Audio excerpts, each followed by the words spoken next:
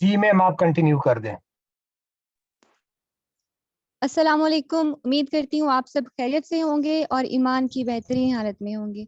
आज का सेशन हमारा बहुत ही ज़्यादा इम्पोर्टेंट होने वाला है। आज आपको उन बातों के सॉल्यूशंस मिलेंगे जिनकी वजह से आप अभी तक फेल होते आए हैं। आपको ऐसा लगता है कि आप कामयाब नहीं हो रहे या फिर आप गिव अप करने के बहुत ज़्यादा करीब हैं। आज मैं आपको बताऊंगी कि लोग आपके साथ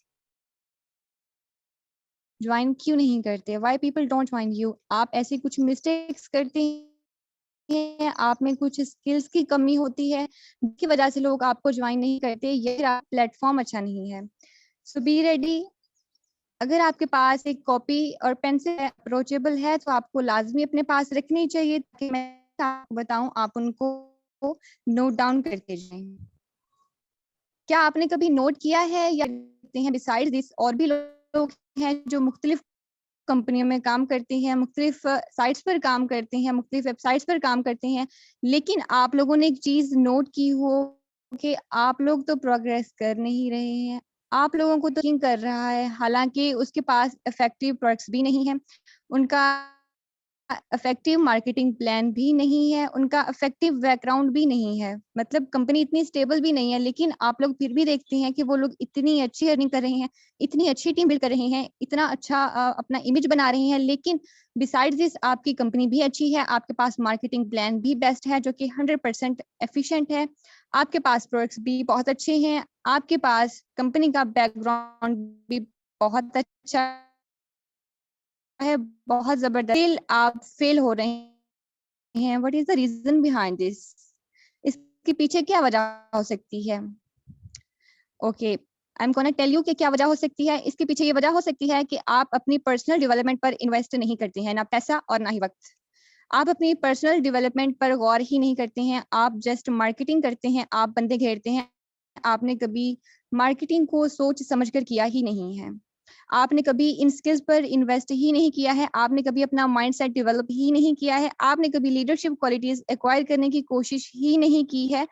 आपका मैटर नहीं करता कि आपकी कंपनी के प्रोडक्ट्स क्या हैं, आपकी कंपनी का मार्केटिंग प्लान क्या है, आपकी कंपनी का बैकग्राउंड क्या है। What matters? क्या मैटर करता है? मैटर करती हैं आपकी स्किल्स, आपकी पर्सनल डेवलपमेंट, आपका माइंडसेट, ये सब चीजें मैटर करती हैं। अब एक बात मेरी याद रख लीजिएगा कि आप जब भी नेटवर्क मार्केटिंग इंडस्ट्री में आते हैं, आप किसी भी कंपनी के साथ काम करते हैं, वो कंपनी चाहे जैसी भी है, उसके पास जो भी प्रोडक्ट्स हैं, उसके पास जो भी मार्केटिंग प्लान है, उसके पास जो भी बैकग्राउंड है, डजेंट मैटर। मैटर ये करता है कि आप कितने एफिशिएंट हैं, आपके पास क्या क्वालिटीज हैं, आपके पास क्या स्किल्स हैं। जब भी आप इस इंडस्ट्री में आते हैं, लोग कंपनी का मार्केटिंग प्लान परचेज नहीं करते हैं, लोग कंपनी के प्रोडक्ट्स परचेज नहीं करते हैं, लोग कंपनी का बैकग्राउंड नहीं देखते हैं। एक ही चीज मैटर करती है और वो सिर्फ और सिर्फ आप हैं। जब आप प्लान प्रेजेंटेशन करते हैं तो आप बोलते हैं, जब आप बोलते हैं लोग डेफिनेटली सुनते हैं आपकी बात को, आपके एक्शंस को नोट डाउन करते हैं, उनकी आपकी हर एक्टिविटी पर नजर होती है। So what happens?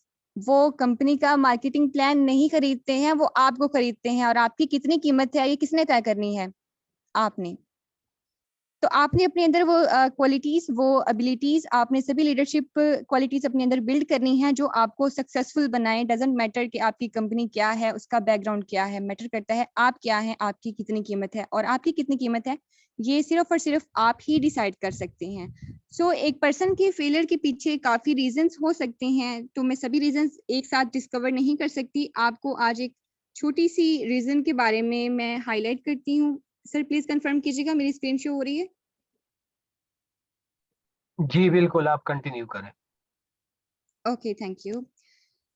एक बहुत ही मेजर मिस्टेक या एक बहुत ही मेजर पॉइंट जो कि नहीं बताया जाता अक्सर नेटवर्क मार्केटिंग कंपनीज में, आपको ये नहीं बताया जाता है कि प्रोस्पेक्टिंग करनी पड़ती है। अब आप सोच रहे होंगे प्रोस्पेक्टिंग तो हमने की है, हमारे पास लीड्स आई थी, हमने उनको बिजनेस प्लान दिया था, लेकिन उन्होंने हमारे साथ ज्वाइन ही नहीं किया। हमने तो ठीक बिजनेस प्लान दिया था, हमने इन्फॉर्मेशन भी ठीक से दी थी उन्हें, उनके क्वेश्चंस के आंसर भी किए थे, लेकिन उसने हमारे साथ ज्वाइन ही नहीं किया। अब हम उसको कॉल करते हैं, वो हमें रिप्लाई ही नहीं करता। उसने कहा था मैं नेक्स्ट मंथ ज्वाइन करूंगा, मैं नेक्स्ट वीक ज्वाइन करूंगा, लेकिन अभी तक उसका कोई मैसेज ही नहीं आया, वो हमें रिस्पॉन्स ही नहीं करता। वजह क्या है? कभी सोचा है आपने क्या वजह है? नहीं सोचा होगा। तो वजह ये है कि आपने कभी प्रोस्पेक्टिंग की ही नहीं है, आपको किसी ने बताया ही नहीं है कि प्रोस्पेक्टिंग होती क्या है और प्रोस्पेक्टिंग करते कैसे हैं। जब मुझे नहीं पता था कि प्रोस्पेक्टिंग क्या है, मैं ये समझती थी कि जब हमारे पास कस्टमर आता है, जब हमारे पास क्लाइंट आता है, हम उसको बिजनेस प्लान प्रेजेंट कर देते हैं, दैट्स ऑल प्रोस्पेक्टिंग, इसी को प्रोस्पेक्टिंग कहते हैं। लेकिन आई वाज रॉन्ग, प्रोस्पेक्टिंग ये नहीं होती है। मोस्ट ऑफ द टाइम्स आपको प्रोस्पेक्टिंग सिखाई ही नहीं जाती है बिकॉज आपके अपलाइनर्स, आपके सीनियर्स भी इस पर काम नहीं करते हैं। तो आज मैं आपको बताऊंगी कि आपने प्रोस्पेक्टिंग किस तरह करनी है। इससे पहले कि मैं आपको बताऊं प्रोस्पेक्टिंग कैसे करते हैं, आपको ये सीखना है कि प्रोस्पेक्टिंग का मतलब क्या है। प्रोस्पेक्टिंग किस बला को कहती हैं? प्रोस्पेक्टिंग का मतलब अगर मैं आसान अल्फाज में कहूँ तो ये है दूसरों को अपनी तरफ मुतवज्जह करना। इन अदर वर्ड्स अगर मैं कहूँ कि प्रोस्पेक्टिंग को डिफाइन करें तो everything you do with the prospectus after adding the names in your list and before sharing the business plan is called prospecting. For example, आपने सोशल मीडिया पर एक पोस्ट अपलोड की है, आपने कोई रील अपलोड की है, आपकी कोई वीडियो है जिसे एक लीड ने आपको अप्रोच किया है, आपके प्रोस्पेक्टस ने आपको अप्रोच किया है, वो आपके पास आ गया है। अब आपने क्या किया है, अपने कॉन्टेक्ट लिस्ट में उसको सेव कर लिया है, उसका कॉन्टेक्ट आपने सेव कर लिया है और उसको बिजनेस प्लान शेयर करना है अब आपने। लेकिन उसका कॉन्टेक्ट सेव करने से लेकर बिजनेस प्लान शेयर करने से पहले तक का प्रोसेस जो भी होता है उसको कहते हैं प्रोस्पेक्टिंग। जब लीड ने आपको अप्रोच किया, उसके बाद आपने उसको बिजनेस प्लान शेयर करना है, लेकिन इस सब का जो सेंटर वाला प्रोसेस है वो होता है हमारे पास प्रोस्पेक्टिंग, उसको कहते हैं प्रोस्पेक्टिंग।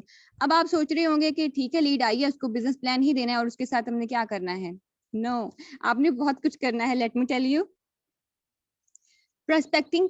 प्रोस्पेक्टिंग की इंपॉर्टेंस क्या है? Prospecting is the life blood of network marketing. अगर आप नेटवर्क मार्केटिंग इंडस्ट्री में हैं और आप प्रोस्पेक्टिंग नहीं कर रहे हैं तो मुबारक हो, आपको बहुत जल्द फेल होने वाले हैं। तो जरा ध्यान से सुनिएगा, अपनी तीसरी आंख और सारे कान खोल के सुनिएगा कि प्रोस्पेक्टिंग क्या होती है।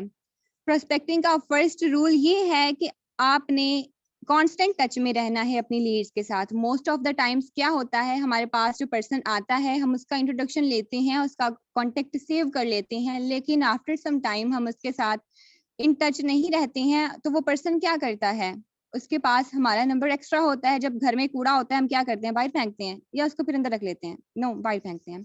तो क्या होता है, जब आपके प्रोस्पेक्टिव को ऐसा लगता है कि आपका नंबर उसके किसी काम का नहीं है, आपसे राब्ता होना उसका कोई भी सोल्यूशन नहीं है, उसको कोई भी फायदा नहीं दे रहा है, तो वो सिंपली क्या करेगा, आपको ब्लॉक कर देगा या फिर आपको डिलीट कर देगा।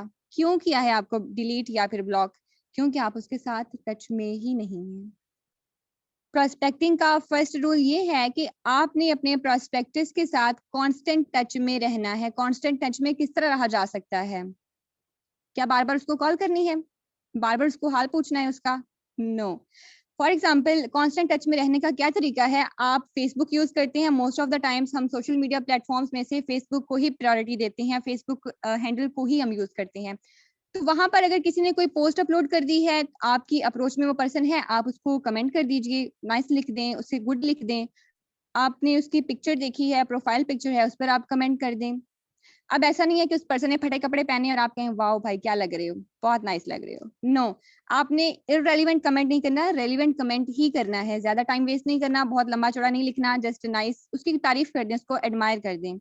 इस तरह आप उसके साथ कांस्टेंट टच में रह सकते हैं। इन अदर वे, आपके पास व्हाट्सएप होता है, व्हाट्सएप पर आपके प्रोस्पेक्टस ने स्टेटस लगाया है, अगर आपको अच्छा लगा है तो उसको वैल्यूएबल कमेंट कर दें। सिंपल। इसी तरह आप स्टे इन टच रह सकते हैं अपने प्रोस्पेक्टस के साथ। अगर आप प्रोस्पेक्टस के साथ स्टे इन टच नहीं रहते हैं तो आपको डिलीट कर देगा, ब्लॉक कर देगा। तो क्या हुआ, आपकी मेहनत ज़ाया हुई, आपका टाइम ज़ाया हुआ। आपने जो पोस्ट की थी, आपने जो वीडियो अपलोड की थी, जिसकी वजह से उस पर्सन ने आपको अप्रोच किया, आपकी वो एनर्जी, वो टाइम, वो मेहनत सब वेस्ट हो गया। The next thing is prospecting में जो सबसे ज्यादा मैटर करती है, इनफैक्ट अकॉर्डिंग टू मी हर बिजनेस में 85 to 90% मैटर करती है, वो आपकी कम्युनिकेशन है कि आप बोलते किस तरह से हैं, आपका बोलने का स्टाइल कैसा है, आपका एक्सेंट कैसा है, आप बोलते किस तरह से हैं, आपकी कम्युनिकेशन इफेक्टिव है भी या बोंगियां मारते हैं। The art of communication is the language of leadership.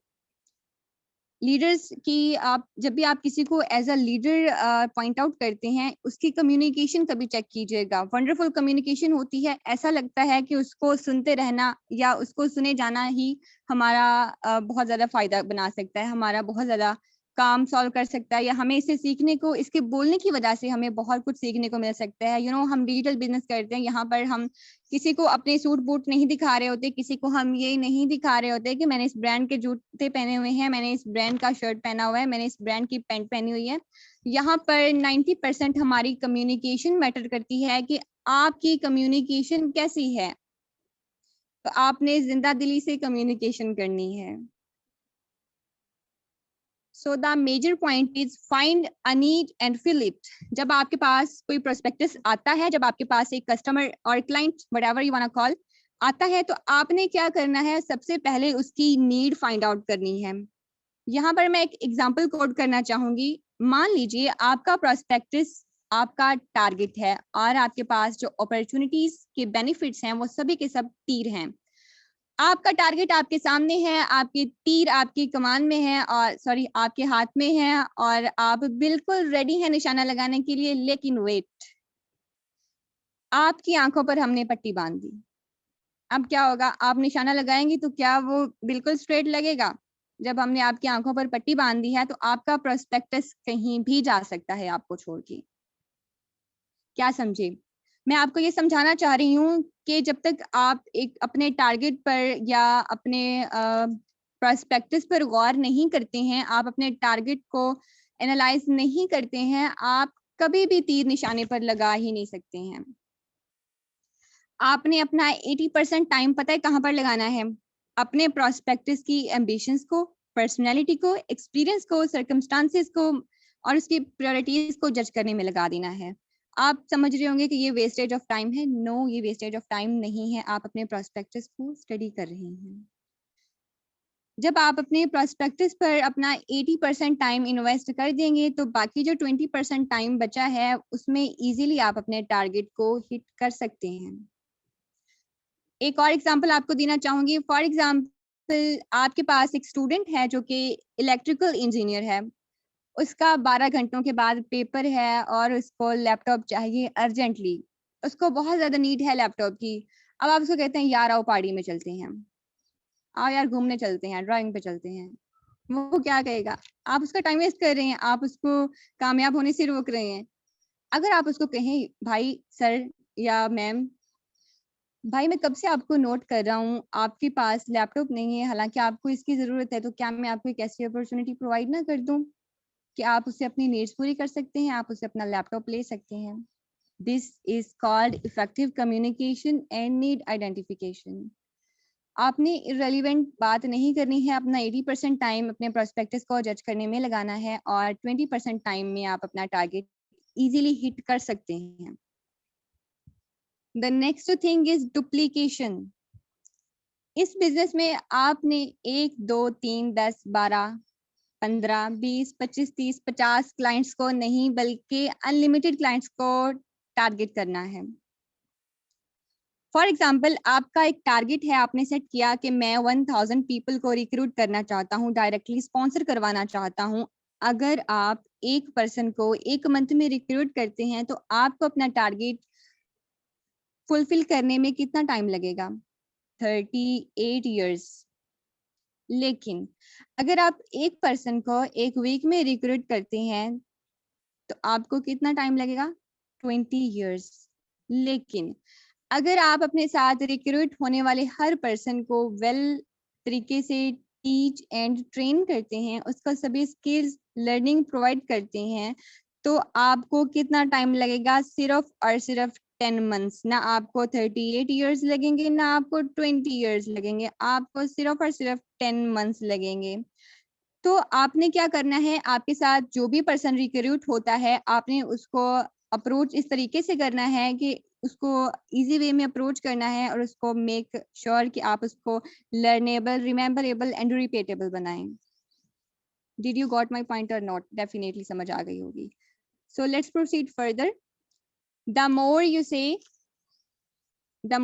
the less they will hear. In other words, speak less, listen more. ये लीडरशिप क्वालिटीज में से मुझे बहुत ही बेस्ट क्वालिटी लगती है कि आपने एक गुड लिसनर बनना है। आपने कम बोलना है, आपने ज्यादा सुनना है।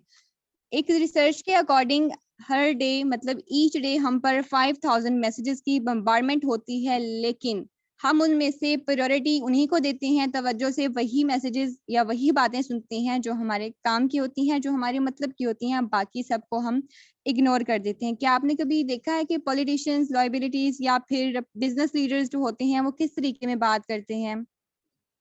वो इतने इफेक्टिव वे में बात करते हैं, दिल करता है इनको सुनी जाओ। दिल करता है कि इन्हें सुनी जाए, मज़ीद सुने, मज़ीद सुने। उनकी बातें ही इस तरह होती हैं। वो क्या करते हैं? उनके पास कोई जादू होता है? नो, उनके पास कोई भी जादू नहीं होता। आपने अपना एक रूल बना लेना है कि जब भी आप किसी से बात करें, your first impression is your last impression in this field. जब भी आप किसी पर्सन को बात करें, वो आपको अप्रोच करे या आप उसको अप्रोच करें, आपका जो फर्स्ट कॉल है, जिसको फर्स्ट कॉल बोलते हैं या फिर फर्स्ट इंप्रेशन आप बोल सकते हैं, वो आपका बहुत अच्छा होना चाहिए। बहुत अच्छा कैसे हो सकता है? जब भी आपने कम्युनिकेशन स्टार्ट करनी है, आपके फर्स्ट 25 टू 30 वर्ड्स इस तरह के होने चाहिए कि वो पर्सन आप में खो जाए। वो हमेशा आपकी बात को गौर से सुनेगा। अगर आप पहले 25 से 30 वर्ड्स ऐसे बोलते हैं जो उसकी अटेंशन को ग्रैब कर लेते हैं, उसके माइंड में अटेंशनल स्पेस क्रिएट कर लेते हैं अगर आपके बोले हुए वर्ड्स, तो वो पर्सन हमेशा आपकी बात को गौर से सुनेगा। जब भी आप बात करेंगे वो आपको गौर से सुनेगा, आपकी बात को वैल्यू देगा। लेकिन अगर आप बोंगियां मारते हैं, अगर आप सीक्वेंस में नहीं बोलते हैं, अगर आप इररेलेवेंट बोलते हैं, तो बाद में अगर आपने फर्स्ट में ये कर लिया कि इररेलेवेंट बोला है, बोंगियां मारी हैं, टू द पॉइंट बात नहीं की है, तो बाद में आप जितने मर्जी पॉइंट्स ढूंढ लें, जितनी मर्जी रीजंस ढूंढ लें, जैसी मर्जी इफेक्टिव कम्युनिकेशन कर लें, आपको वो अटेंशन नहीं मिलने वाली है। क्या सीखे? मैं आपको ये सिखाना चाह रही हूँ कि जब आप किसी पर्सन के साथ कम्युनिकेट करें फर्स्ट टाइम, आपने बहुत ही अच्छे अंदाज में कम्युनिकेशन करनी है, अपने अल्फाज का मुनासिब तरीके से चुनाव करना है और खूबसूरती से उनको चुनना है। आपके पहले 25 से 30 वर्ड्स बहुत ही ज़्यादा इफ़ेक्टिव होने चाहिए, जो सामने वाले के माइंड में अटेंशनल स्पेस क्रिएट कर लें, तो जब वो आपसे मिलकर वापसी जाने लगे, तो वो ठोकर खा के गिर जाए, क्योंकि उसकी अटेंशन तो आपकी तरफ है। Okay? So let's proceed further. It's not about you. अब इसका क्या मतलब है? चलिए मैं आपको एग्ज़ाम्पल से समझाती हूँ। मान लीजिए कि आपने दिन भर बहुत ज़्यादा काम किया है और 2 बज गए हैं। आपने सारा दिन बहुत ज़्यादा काम किया है और अब आपके माइंड में बहुत ही ज़्यादा प्रेशर है। प्रेशर किस चीज़ का है कि शाम को आपके दोस्त डिनर पर आ रहे हैं आपके पास। अभी आपको स्कूल से बच्चों को लेने जाना है और बाहर बहुत ज़्यादा गर्मी है, बहुत ज़्यादा टेम्परेचर है और स्कूल भी बहुत ज़्यादा दूर है। आपके पास शॉपिंग भी आपने करनी है, आपने कुकिंग के लिए चीज़ें भी लेनी है, आपके पास इतने सारे टास्क हैं, बहुत ज़्यादा बर्डनाइज़ फ़ील कर रहे हैं आप को। तो आप क्या करते हैं, गाड़ी लेकर बाहर आते हैं, आप जब सुपरमार्केट में जाने लगते हैं, गाड़ी को पार्क करने के लिए वहाँ पे जगह ही नहीं होती है। आपको गाड़ी को पार्क करने के लिए जगह ही नहीं है। आपको बमुश्किल जगह चले मिल गई, आपने वहाँ पर गाड़ी पार्क की है, आप जैसे ही सुपरमार्केट में एंटर होते हैं, सुपर स्टोर में एंटर होते हैं, तो स्टोर ग्रीटर आपको कहती है, you are most welcome sir, thank you for choosing us. तो आप उसको एक स्माइल पास करते हैं, उसको थैंक्स बोलते हैं और आगे चले जाते हैं। थोड़ी सी शॉपिंग करते हैं, आपके पास स्टोर ग्रीटर अगेन आती है, वो आपसे कहती है, हम उम्मीद करते हैं आप हमारे साथ शॉपिंग के एक्सपीरियंस से लुत्फ़अंदोज़ हुए होंगे। आपने ना चाहते हुए उसकी बात को सुना है, उस पर स्माइल की है, क्योंकि आप मिसबिहेव नहीं करना चाहते हैं, आप अच्छी तरह कम्युनिकेशन करना चाहते हैं। तो जब वो स्टोर ग्रीटर आपसे इस तरह कह रही है, आप क्या करेंगे? जेंटल सी स्माइल पास करेंगे। आपने एक जेंटल सी स्माइल पास की है और आगे मूव कर गई हैं। अब स्टोर ग्रीटर फिर आपके पास आ गई है। वो कहती है कि आज हमारे पास एक्स्ट्रा ऑफर्स हैं। ये हमारे फाउंडर का मिशन है कि हम उनकी चीज़ को, उनके पर्स को ज़्यादा से ज़्यादा प्रमोट करें, बिकॉज़ ये हमारी 10th सेंचुरी है। आप फिर आपसे वो कहती है, आप हमारे डिलीशियस चीज़ को टेस्ट करें। आपका बीपी हाई हो जाता है, आप कहते हैं मुझे कुछ भी नहीं चाहिए। आप वहाँ से शॉपिंग करते हैं और वापस आ जाते हैं। तो मुझे एक बात बताएँ, क्या स्टोर ग्रीटर को आपके इंप्रेशन से अंदाज़ा नहीं लगा लेना चाहिए था कि आपको उसकी बातों में इंटरेस्ट नहीं है? अगर मैं यही बात आपकी तरफ लेकर आऊँ, तो आप क्या समझें? मैं ये समझाना चाह रही हूँ कि आपका जो प्रोस्पेक्टस होता है, अगर उसको आपकी बात में इंटरेस्ट नहीं है, वो नहीं सुनना चाह रहा, वो चीजें जो आप उसको बता रहे हैं, आप इधर उधर की हाँक रहे हैं, तो वो आपकी बात नहीं सुनेगा। जस्ट लाइक स्टोर ग्रीटर, ठीक है, उसने फिजूल में ऐसी इतनी बातें बता दी, जबकि आपको तो उसमें इंटरेस्ट ही नहीं थे, आपने को मतलब उसकी बात को अटेंशन दी ही नहीं है, तो उसको अंदाजा लगा लेना चाहिए था आपके एक्सप्रेशन से। तो बिल्कुल इसी तरह आपको आपके प्रोस्पेक्टस के इंप्रेशन से, एक्सप्रेशन से अंदाजा लगा लेना चाहिए कि आपका प्रोस्पेक्टस चाहता क्या है, आपका एजेंडा क्या है, आपके प्रोस्पेक्टस का एजेंडा क्या है, आप क्या चाह रहे हैं, वो क्या चाह रहे हैं।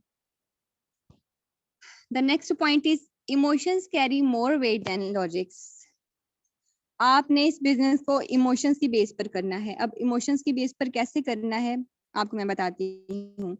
हम अपने फैसलों की बुनियाद अपने जज्बात पर रखते हैं और फिर हम अपने फैसलों को रीजंस देकर जस्टिफाई करते हैं। अगर आपकी सोच बहुत ज्यादा थ्योरेटिकल है तो आप बहुत ज्यादा लोगों को अप्रोच ही नहीं कर सकेंगे, लोग आपसे दूर भागेंगे। तो आपने काम किस चीज पर करना है, बिलीफ पर एंड पैशन पर। आपका बिलीफ, आपका पैशन आपके प्रोस्पेक्टस को इंस्पायर करेगा। Let me tell you a formal nurse story. मैं एक फॉर्मल नर्स की स्टोरी आपको बताती हूँ जो कि पार्टी प्लानर बन गई अपनी जॉब को छोड़ के। वो क्या कहती है, मैं अपनी जॉब पर थी जब मुझे कॉल आई, वो मेरी नौकरानी थी। उसने मुझे कहा कि आपका बेटा पहली बार चला है। मैं जानती थी कि जब मेरा बेटा पहली बार चला है मैं उसके पास मौजूद नहीं थी, तो उसी लम्हे मैंने फैसला कर लिया कि अब मुझे अपने बेटे के साथ अपने घर में रहना है ताकि मैं वहां पर उसके साथ एंजॉय कर सकूं और अपनी जॉब भी कर सकूं। अब मेरे जो मैंने वर्ड्स बोले हैं, ये वर्ड्स जब भी कोई पेरेंट्स सुनेंगे तो वो फौरन इमोशनल हो जाएंगे। क्या समझे?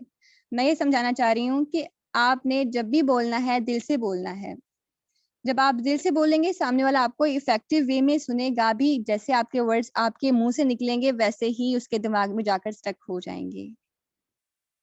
जब आप नेटवर्क मार्केटिंग इंडस्ट्री में आते हैं तो आप रिलेशनशिप बिल्डिंग इंडस्ट्री में आए हैं। अगर आप रिलेशनशिप बिल्डिंग पर काम नहीं कर रहे हैं तो आप जस्ट एक ऑनलाइन मार्केटर हैं, आप एक बिजनेसमैन नहीं हैं। रिलेशंस कैसे बिल्ड करते हैं?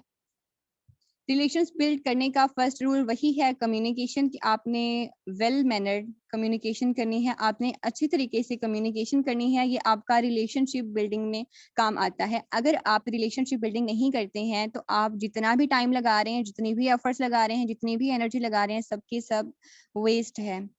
कोई भी कंपनी आप जैसे प्रोडक्ट्स बना सकती है, आप जैसा पेमेंट प्लान बना सकती है, आप जैसे सुपरमार्केट बना सकती है, लेकिन एक चीज जो वो नहीं कर सकती वो आपकी रिलेशनशिप बिल्डिंग क्वालिटी है।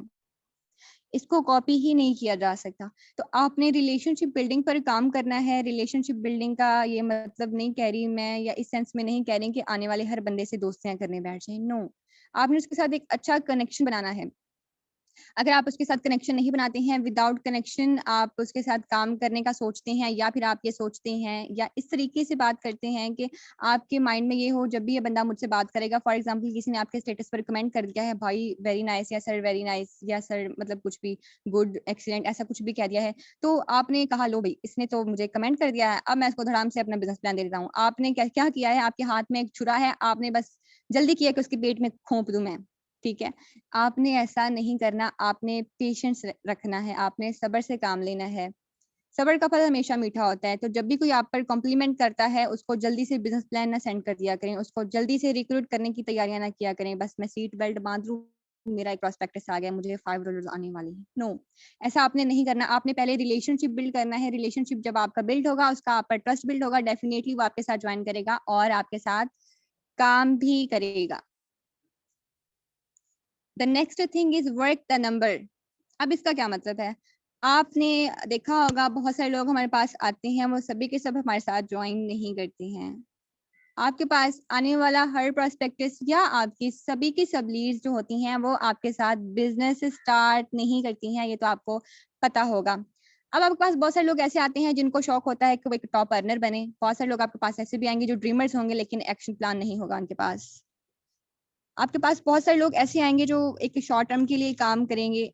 तो आपने सिर्फ और सिर्फ रुक नहीं जाना कि मेरे पास अभी एक पर्सन आ गया है, इसको आगे बढ़ने का शौक है तो मैं इसको रिक्रूट करवा रहा हूँ, ये मेरी टीम में आ चुका है तो अब मुझे काम नहीं करना है। आपने इस इंडस्ट्री में अगर कामयाब होना है, अगर टॉप अर्नर बनना चाहते हैं, अगर कुछ बनना चाहते हैं, तो आपको मैक्सिमम लोगों को अप्रोच करना होगा, आपको मैक्सिमम लीड्स जनरेट करनी होगी, आपको मैक्सिमम लोगों को अपना बिजनेस प्लान दिखाना होगा, ताकि आपके साथ मैक्सिमम लोग इंटरैक्ट हों और आप एक अच्छी टीम बिल्ड कर सकें। अब मैंने बहुत सारे लीडर से एक बात सुनी है, एक बार नहीं बहुत बार मैंने सुनी है कि जब भी आप नेटवर्क मार्केटिंग में आते हैं, आपने वर्किंग नहीं करनी है। आपने 1 महीना, 2 महीना, 6 महीना आपने लर्निंग करनी है। चलें 6 महीने बहुत ज़्यादा हो गए। आपको ये कहा जाता है कि आपने कुछ टाइम लर्निंग करनी है। आपने काम नहीं करना बिल्कुल भी। आपने सिर्फ़ और सिर्फ़ सीखना है, सिर्फ़ और सिर्फ़ हमारे सेशंस ही लेने हैं, लेकिन ये बात बहुत ही गलत है।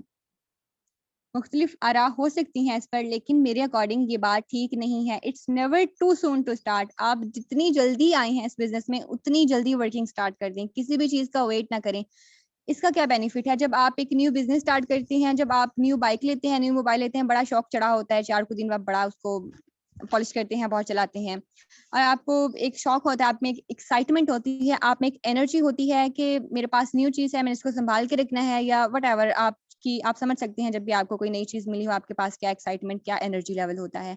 तो जब आप इस बिज़नेस को स्टार्ट करते हैं, तो आपके पास एक बहुत अच्छा एनर्जी का पैक होता है। आपने इसको वेस्ट नहीं करना है, आपकी जो एक्साइटमेंट है आपने इसको वेस्ट नहीं करना है।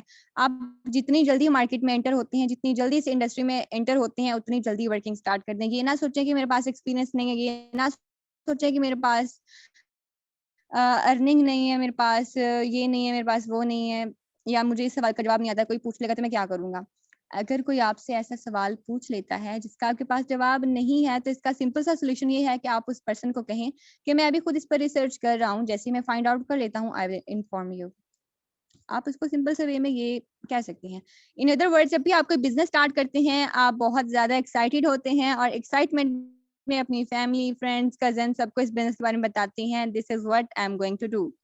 आप इसको सोशल मीडिया पर पोस्ट करते हैं, आप अपने सोशलाइज़ जो भी आपके फ्रेंड्स हैं, जो भी आपकी सर्कल में आपका सोशल मीडिया सर्कल है, आप उसको बताते हैं कि मैं ये बिज़नेस कर रहा हूँ, आप में बहुत ज़्यादा एक्साइटमेंट होती है, तो लोग आपसे आकर सवाल करेंगे। तो आपने ये नहीं कहना कि मेरे पास तो अभी एक्सपीरियंस नहीं है, मुझे तो कुछ अता-पता नहीं है, मुझे तो कुछ आता नहीं है, तो मैं इस बिज़नेस को कैसे करूँ? मैं अभी कैसे पोस्ट करूँ? मेरे पास लोग आएँगे तो क्या जवाब दूँगा? अगर आपके पास लोग नहीं आएँगे, तो वो आपसे सवाल भी नहीं करेंगे। अगर वो सवाल नहीं करेंगे, तो आपको जवाब आप कैसे जवाब ढूँढेंगे? आपको जवाब कहाँ से मिलेंगे? तो आपने ये नहीं कहना कि अभी मुझे एक्सपीरियंस नहीं है, अभी मैं काम नहीं कर रहा हूँ। आपने रिसर्च करना स्टार्ट कर देनी है। आप जितनी जल्दी इस इंडस्ट्री में आए हैं, जल्दी से जल्दी वर्किंग करना स्टार्ट कर दें और अपना फर्स्ट पर्सन रिक्रूट करवा लें। यकीन करिएगा जब आप अपना अपना फर्स्ट पर्सन रिक्रूट करवाते हैं, आपको बहुत ज़्यादा एक्साइटमेंट होती है और आप एक्साइटमेंट में मज़ीद वर्किंग करना स्टार्ट करते हैं, मज़ीद खुद को इम्प्रूव करते हैं और आप में एक एक्साइटमेंट मज़ीद क्रिएट हो जाती है कि मैंने और जल्दी से वर्किंग करनी है, इतनी बड़ी टीम बिल्ड करनी है, ये वाली चीज़ अचीव करनी है, मेरा ये गोल है, मेरा ये प्लान है, मेरा ये ड्रीम है, मैं इसको पूरा करना चाहता हूँ, मेरी ये चीज़ है, मैंने इसको लेनी है, मेरे पास ये कार है, इसका ये कलर है, रोल्स-रॉयस व्हाटएवर जो भी आप लेना चाहते हैं, आप वो ले सकते हैं, अगर आप जल्दी स्टार्ट करते हैं। लेकिन अगर आप लेट स्टार्ट करेंगे, तो आपका वो जो कॉन्फिडेंस लेवल है, वो जो एक्साइटमेंट है, वो जो एनर्जी है, वो जैसे पेट्रोल हम रखते हैं गाड़ी में या बाइक में होता है, उसका ढक्कन खोल दें, वो उड़ जाता है। तो आपकी एक्साइटमेंट वैसे उड़ जाएगी। तो आपने वेट नहीं करना किसी भी चीज़ का, जल्दी से जल्दी वर्किंग स्टार्ट कर देनी है। The next thing is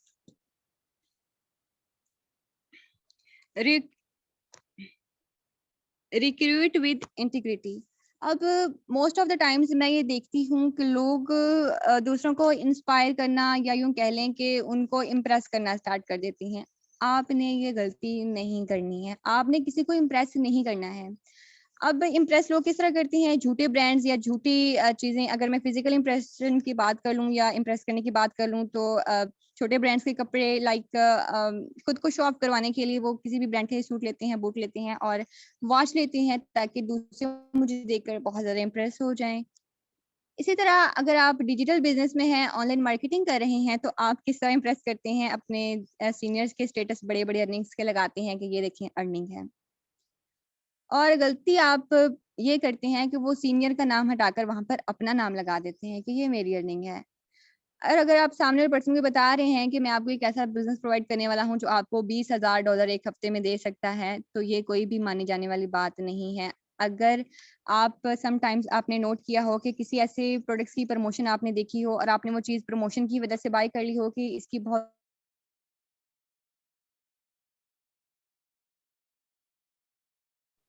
no, कभी भी नहीं करेंगे। इनफैक्ट आप 4 लोगों को और बताएँगे कि ये कंपनी ठीक नहीं है, ये प्रोडक्ट ठीक नहीं है। तो आपके बिज़नेस के साथ भी ऐसा ही होगा। अगर आप इंटीग्रेशन के बिना काम करते हैं और दूसरों को इम्प्रेस करने की कोशिश करते हैं, तो आप कभी भी सक्सेसफुल नहीं होंगे। इन अदर वर्ड्स, आपने खलाई मखलूक नहीं बनना। आपने दूसरों को वो चीज़ें शो नहीं करवानी है जो आप में है ही नहीं, जो क्वालिटीज़ आप में है ही नहीं। आप उन पर वर्किंग कर सकते हैं पर्सनल ग्रोथ के लिए, लेकिन आपने खुद को इतना बढ़ा-चढ़ाकर बयान नहीं करना है कि बिल्ली के साए को आप शेर कह दें। ऐसा बिल्कुल भी नहीं करना। इसका एक नुकसान होता है। क्या आपको पता है नुकसान क्या होता है? चलिए मैं आपको बताती हूँ नुकसान क्या होता है। जब आप एक ऐसी इमेज दूसरों के माइंड में अपनी क्रिएट कर लेते हैं जो कि रियलिस्टिक है ही नहीं, रियल में एग्ज़िस्ट करती ही नहीं है, तो वो लोग पता है क्या सोचते हैं? वो समझते हैं कि बिज़नेस ये जो हमारे पास बिज़नेस है सिर्फ़ और सिर्फ़ ये पर्सन ही कर सकता है, मैं नहीं कर सकता। ये बिज़नेस इसी के लिए है, इसके पास जो स्किल्स हैं, ये सिर्फ़ और सिर्फ़ इसी के लिए हैं, ये बंदा ही कर सकता है, मैं तो ये कर ही नहीं सकता या कोई भी आम पर्सन ये नहीं कर सकता। इसके पास जो स्किल है, हम वो एक्वायर ही नहीं कर सकते हैं, हम उसको कभी अडॉप्ट कर ही नहीं सकते हैं। तो वो आपको सुपीरियर समझना शुरू कर देता है और वो कभी भी आपके साथ बिज़नेस स्टार्ट नहीं करेगा, अगर वो आपको सुपीरियर समझना शुरू कर देता है। आपने फॉर्मल सा रहना है, आपने खलाई मखलूक नहीं बनना, आपने ज़मीन ज़्यादा बन के रहना है ताकि ज़मीनी लोग आपके साथ काम कर सकें। आपने हवा में नहीं उड़ना। आपने दूसरों को ये फ़ील नहीं करवाना कि आपके पास बहुत ही ज़्यादा एक्स्ट्रा ऑर्डिनरी स्किल्स हैं, आपके पास बहुत ही एक्स्ट्रा ऑर्डिनरी पैशन है जो कि दूसरे एक्वायर ही नहीं कर सकते हैं, जो कि दूसरे ले ही नहीं सकते हैं, दूसरे अडॉप्ट ही नहीं कर सकते हैं। बल्कि आपने उनको ये रियलाइज़ करवाना है कि अगर आप कर सकते हैं, तो वो भी कर सकते हैं। जब वो आपको देखे तो वो सोचे कि अगर ये बंदा कर सकता है, तो ये मैं भी कर सकता हूँ। आपने इम्प्रेस करने पे वर्किंग नहीं करनी है, आपने जेन्युइन तरीके से वर्किंग करनी है और अपनी पर्सनल ग्रोथ पर ज़्यादा से ज़्यादा फ़ोकस करना है। आपने कभी भी रॉन्ग वे में पोर्ट्रेट किसी भी चीज़ को नहीं करना जो रियल में एक्सिस्ट करती ही नहीं है। अगर आप अपनी अपॉर्च्युनिटी को एक रियलिस्टिक वे में एक्सपेंड करोगे तो लोग आपको जॉइन भी करेंगे, आपकी एक स्टेबल ऑर्गेनाइज़ेशन भी बिल्ड होगी और इन अदर वर्ड्स आपके रिज़ल्ट्स जो होते हैं वो आपके रिवार्ड्स पर डिपेंड करती हैं या आपके रिवार्ड्स आपके रिज़ल्ट्स पर डिपेंड करती हैं। The next thing is lead by example.